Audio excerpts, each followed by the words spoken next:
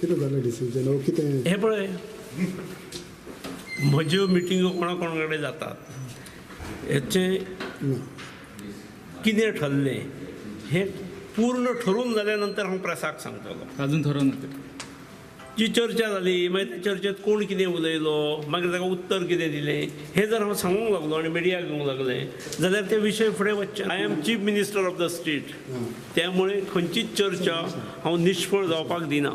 समजलें? सर तेणें प्रपोजल कितें ग्रांट स्टॉप करपाचो ते पॉसिबल आहा.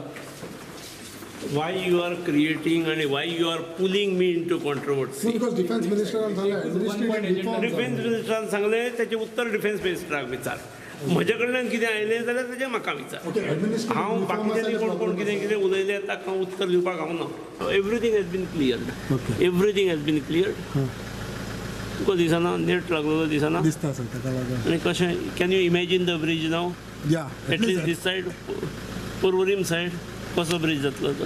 त्यामुळे दोन ब्रिजां आणि दोन ब्रिजां आसतना तिसरो ब्रीज जेन्ना जाता तिसऱ्या ब्रिजाचें काम आसतना जे लोक आसात तांकां त्रास जातलोच वाहतुकीचो.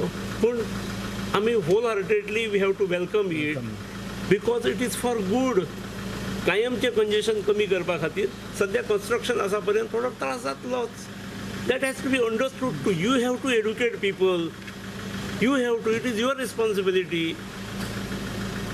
It is not that we have blocked. We are taking all efforts आणि काम जे नेटाचें आसता तें रातचें करपाक लायतना आमी 24 hours काम चल्लेलें आसा.